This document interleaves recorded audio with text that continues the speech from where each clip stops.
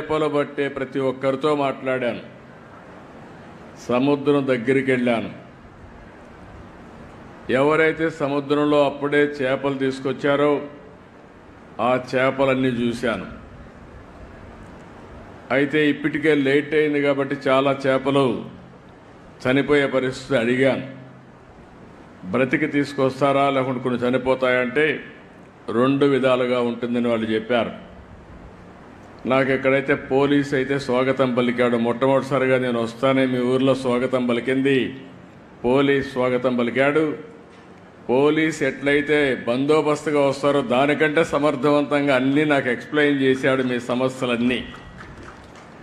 అక్కడి నుంచి నేరుగా మీ కష్టాలన్నీ కూడా విన్నాను.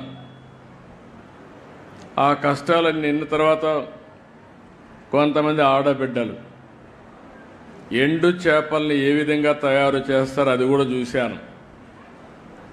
ఎవరైనా చేపలు ఎక్కువగా వచ్చినప్పుడు అవి మిగిలిపోతే ఆ చేపల్ని ఏ విధంగా ఎండబెట్టాలనో ఎండబెట్టి మళ్ళీ ఆ చేపలను నెత్తిన పెట్టుకొని గ్రామం పోయి అమ్ముకొని మళ్ళీ ఇక్కడికి వస్తున్నారు. వాళ్ళ కష్టాలు చూశాను. అక్కడి నుంచి నేరుగా బోట్ ఏ విధంగా రిపేర్ చేస్తారో పడవలు అది కూడా చూశాను. ఈరోజు చిన్న స్పేర్ పార్ట్స్ కూడా లేకుండా ఎక్కడికో పోయి శ్రీకాకుళం విశాఖపట్నం పోయి తెచ్చుకునే పరిస్థితి ఉంది. ఇంకో పక్కనే చేపలన్నీ వచ్చినప్పుడు పట్టుకుని తీసుకుని ఎవరైతే అమ్ముతారో అది కూడా చూశాను.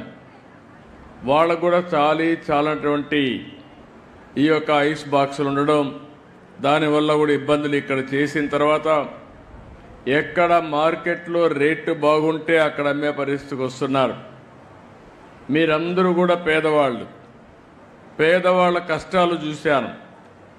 మీరు మామూలుగా అయితే బోట్ మీరు తీసుకుని ప్రాణానికి కూడా భయపడకుండా రాత్రి 1 గంటకు బయలుదేరి సముద్రంలోకి వెళ్తున్నారు.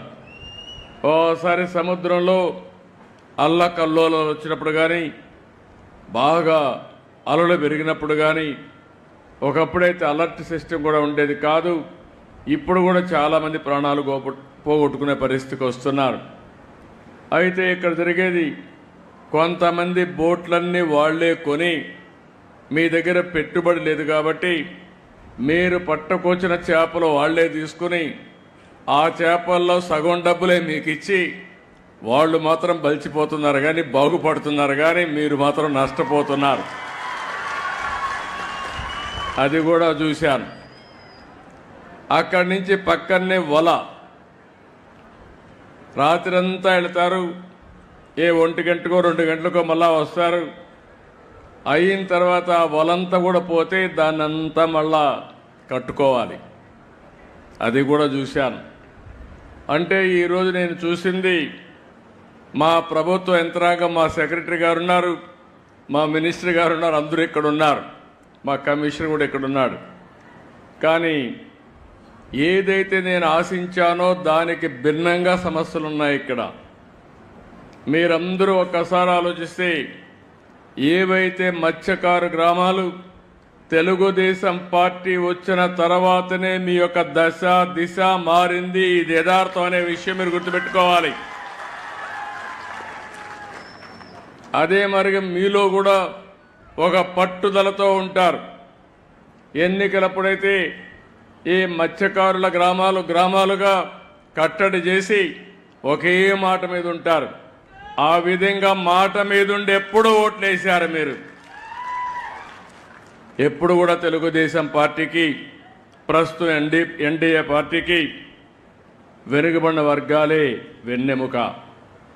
మొన్న కూడా అందరూ ఓట్లేశారు, కానీ అందరిలో ఎక్కువ ఓట్లేసింది ఈ వెనుకబడిన వర్గాలు, అందులో మత్స్యకారులు అని చెప్పి కూడా నేను మీకు తెలియజేస్తున్నా. ఇవన్నీ చూసినప్పుడు నాకు కూడా ఒక పట్టుదల, మీ జీవితాలు మార్చవలసిన బాధ్యత మా మీద ఉంది. ఈరోజు వెనుకబడిన వర్గాల కోసం అనేక కార్యక్రమాలు చేశాం.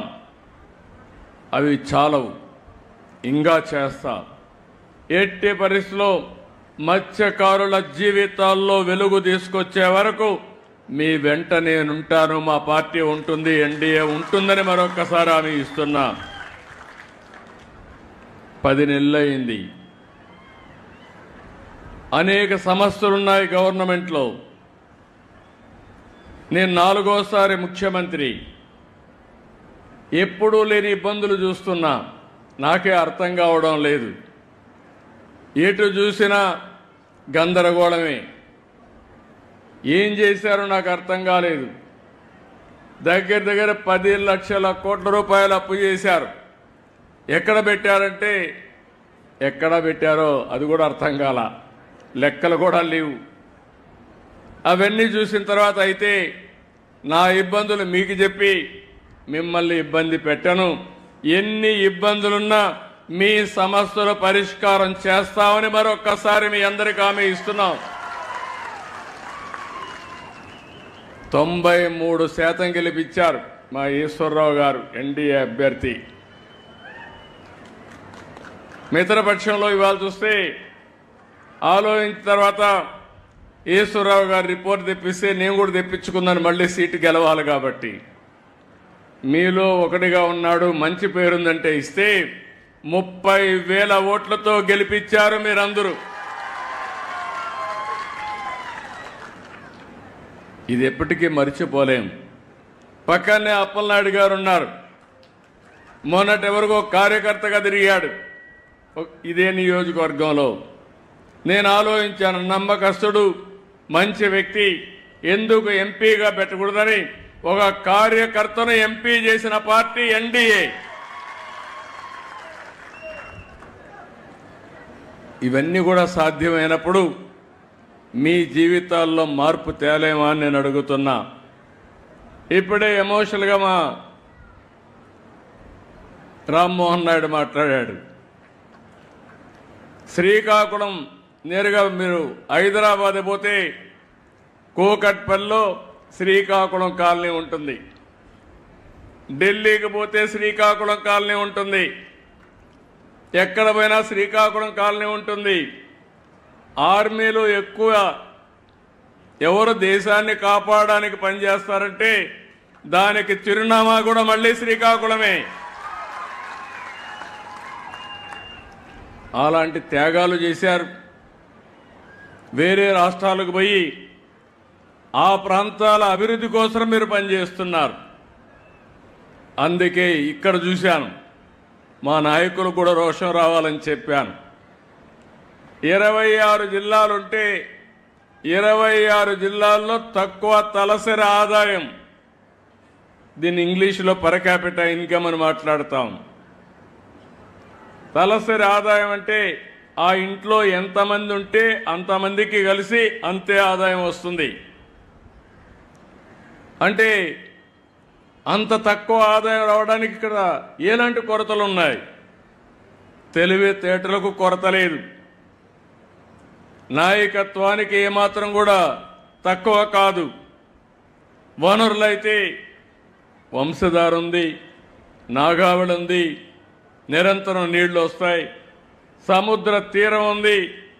నేషనల్ హైవే ఎక్కువ ఉండే జిల్లా శ్రీకాకుళం జిల్లా.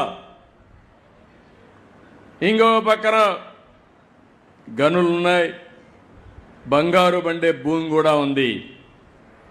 ఇవన్నీ ఉన్నప్పటికీ కూడా ఇంకా వెనుకబడి ఉన్నారు. నేను అందుకని ఒక సవాలుగా తీసుకున్నా, అవసరమైతే మళ్ళీ మళ్ళీ వస్తా, ఈ జిల్లాను బాగు చేసే వరకు నేను మీకు అండగా ఉంటానని ఈరోజు మీకు మాట ఇస్తున్నా. అనేక సంక్షేమ కార్యక్రమాలకు నాంది పలికాం. కానీ సమాజంలో వెనుకబడిన వర్గాల్లో అట్టడుగు నుండే కొన్ని వర్గాలున్నాయి. అందులో మత్స్యకారులు ఒకటి. మీరెప్పుడు సముద్రాన్నే నమ్ముకున్నారు. తెల్లవారుతో పోయి అర్ధరాత్రి పోయి మళ్ళీ తిరిగి రావాలంటే ఆడబిడ్డలు తిరిగి వచ్చే వరకు ఎక్కడికక్కడ గందరగోళంగా భయాందోళనలో ఉంటారు.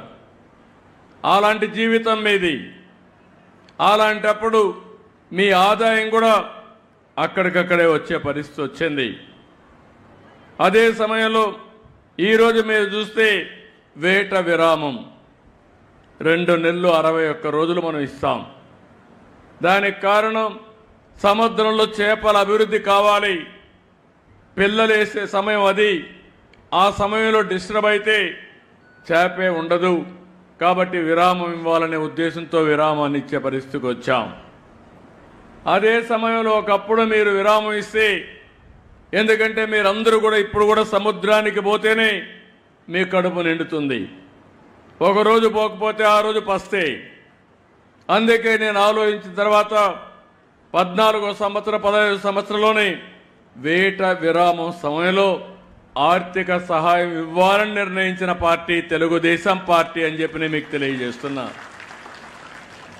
ఆ తర్వాత ఒక 10,000 ఇచ్చారు. 10,000 ఇచ్చారు కానీ చాలా ఉపన్యాసాలు చెప్పారు. ఫిష్ ఆంధ్ర అన్నారు. 300 కోట్లు ఖర్చు పెడతా ఉన్నారు. ఏం పెట్టారో నాకైతే అర్థం కాలేదు. ఏ మత్స్యకారుడి జీవితమైనా బాగుపడిందా అని మిమ్మల్ని అడుగుతున్నా. మీకు లాభం జరిగిందా అని మిమ్మల్ని అడుగుతున్నా. ఈరోజు నాకు కష్టాలున్నాయని నేను చెప్పచ్చు కానీ నేను చెప్పను. అందుకే 1,29,178 కుటుంబాలకి 20,000 చొప్పున 259 కోట్ల రూపాయలు మీ అకౌంట్లో ఈరోజు నేను వేశానని చెప్పి కూడా నేను మీకు తెలియజేస్తున్నాను. నేను కూడా బటన్ నొక్కచ్చు, కానీ నేను బటన్ నొక్కలా. నేరుగా మీ దగ్గరకు వచ్చా, మీ సమక్షంలో మాట్లాడుతున్నా. మీ కష్టాలు నేను అర్థం చేసుకోవడానికి వచ్చాను. ఏదో వచ్చినప్పుడు ఇంత మునుపు ఉండే పాలకులు వచ్చుంటే ఇక్కడుండే మీ కొబ్బరి చెట్లు గోవిందా. ముందు కొబ్బరి చెట్లు వెళ్ళిపోయేటివి. అంటే ఒక నాయకుడు వస్తే ప్రజాహితం కోసం వచ్చినప్పుడు చెట్లు నరికేయడం, లేకుంటే ఎక్కడికక్కడ పరదాలు కట్టేయడం, అనేక సమస్యలు. ఇంకైతే కొంతమంది ఇంట్లో నుంచి బయట రానియకుండా నెత్తిన చేపెట్టడం, ఇలాంటివన్నీ కూడా నేను ఒక నెగతాళి చేయడం లేదు. కానీ నేను చెప్పేది ఏంటంటే ఎప్పుడు కూడా ప్రభుత్వం అనేది ఒక బాధ్యతగా ఉండాలి. ప్రజల ఆదాయాన్ని పెంచాలి. మీ జీవన ప్రమాణాలు మెరుగుపరచాలి. నేను విశాఖపట్నం భోగాపురం ఎయిర్పోర్ట్ ఇచ్చాను. నేనుంటే 1 సంవత్సరంలో పూర్తయ్యేది. వీళ్ళు వచ్చారు, మొత్తం మార్చారు. ఏమైనా వచ్చిందంటే రాలేదు. మళ్ళీ నేనే వచ్చి దాన్ని పూర్తి చేసే పరిస్థితి ఇప్పుడు వచ్చింది. రాబోయే రోజుల్లో ఈరోజు ఇంకొక విషయం కూడా గుర్తుపెట్టుకోవాలి. ఒకప్పుడు రామ్మోహన్ నాయుడు గారి తండ్రి ఎర్రమనాయుడు గారు కేంద్ర మంత్రిగా ఉండి శ్రీకాకుళానికి ఉద్దానానికి నీళ్లు తీసుకొచ్చారు. ఈరోజు మళ్ళీ రామ్మోహన్ నాయుడు గారి ఆధ్వర్యంలో భోగాపురం ఎయిర్పోర్ట్ పూర్తి కాబోతుంది. అది శుభ పరిణామం ఈ జిల్లాలకి. ఈరోజు కేంద్రంలో 2 మంత్రులుంటే, ఒక కేబినెట్ మినిస్టర్ ఉంటే, ఆ కేబినెట్ మినిస్టర్ని నేను రామ్మోహన్ నాయుడుకి ఇచ్చానంటే, ఈరోజు నేను ఇచ్చిన తర్వాత నిన్న ఢిల్లీకి పోతే కూడా మీ రామ్మోహన్ నాయుడు అండి బ్రహ్మాండంగా పనిచేస్తున్నాడు, చాలా బాగా పనిచేస్తున్నాడు అభినందించే పరిస్థితికి వచ్చారు. ఒక యువకుడు ఉత్సాహవంతుడు. నేను అందుకే అడిగా, రామ్మోహన్ నువ్వు చదువుకున్నావు, పర్డ్యూ యూనివర్సిటీగా చదివావు, శ్రీకాకుళం అభివృద్ధి కాకపోతే నీ డిగ్రీ వాపసు ఇవ్వాల్సి వస్తుందని ఇప్పుడే చెప్పా. నాకు ఒక నమ్మకం ఉంది. ఆయన కానీ ఈ టీం ఇప్పుడుండే టీం అంతా కూడా ఎమ్మెల్యేలందరూ, శంకర్రావు కూడా మనం చూశారు, మంచి డ్రామా. మా ఎమ్మెల్యేస్ మీటింగ్లో అయితే ఈశ్వరరావు అయితే చాలా బ్యూటిఫుల్గా, ఈశ్వరరావుకి ఇంత టాలెంట్ ఉందని నాకే ఆశ్చర్యం వేసింది.